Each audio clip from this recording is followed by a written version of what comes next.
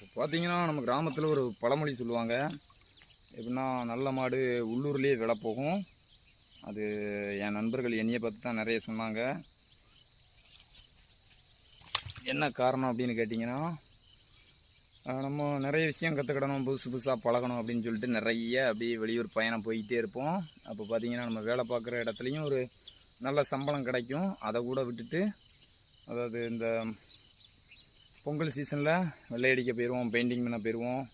அப்படியே நம்ம கிராமத்தில் வயக்காட்டு வேலை இருந்தாலும் அப்படியே போயிடுவோம். அவங்களுக்கு தெரியாது நம்ம நிறைய பழகிக்கிட்டே இருக்கோங்கிற விஷயம் நமக்கு மாத்திரம் தெரியும். அப்போ என்னென்னா, நிறைய நம்ம பழக முடியும். இங்கே பழகிறதுக்கும் வேலை வாய்ப்புகள் ஆயிரக்கணக்கில் இருக்குது. முன்னேறணும்னு முடிவு பண்ணிட்டோம்னா நிறைய வேலைகளை பழகணும். யார் என்ன சொன்னாலும் கவலைப்படக்கூடாது. நம்ம வேலையை தொடர்ந்து செஞ்சுக்கிட்டே இருப்போம். நிறைய கற்றுக்கிடுவோம்.